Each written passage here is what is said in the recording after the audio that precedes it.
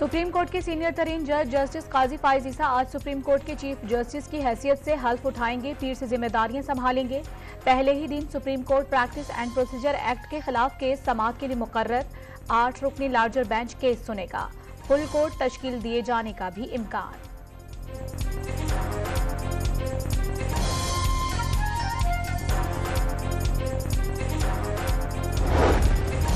निगरान वजीर आजम अनवारुल हक काकड़ अक़वाम मुत्तहिदा के जनरल असम्बली इजलास में शिरकत के लिए आज अमरीका रवाना होंगे। अनवारुल हक काकड़ 22 सितंबर को जनरल असम्बली के इजलास से खिताब करेंगे।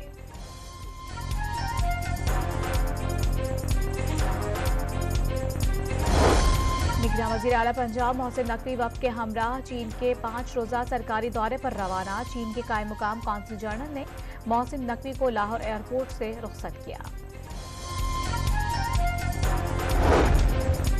पेट्रोल पर फी लीटर 79 रुपये 75 पैसे लेवी और मार्जिन की वसूली कीमत 331 रुपये 38 पैसे हो गई। बसों, टैक्सियों और रक्षों के किरायों में इजाफा। रेलवे इंतजामिया ने भी ट्रेन टिकट 3 से 5% महंगा करने की तैयारी कर ली। नवाज शरीफ को 21 अक्टूबर तक वतन वापसी की क्लियरेंस मिल गई। लीगल टीम की ब्रीफिंग के बाद शहबाज शरीफ ने तारीख कंफर्म की। नवाज शरीफ के इलेक्शन में हिस्सा लेने में कोई कानूनी रुकावट हाइल नहीं है। पार्लियामेंट से 62(1)F का कानून पास हो गया है। सदर भी मंजूरी दे चुके हैं, सागदार का दावा।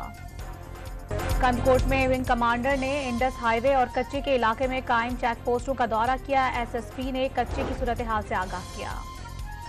और एशिया कप का फाइनल आज कोलंबो में भारत और श्रीलंका के दरमियान खेला जाएगा। मैच पाकिस्तानी वक्त के मुताबिक 2:30 बजे शुरू होगा।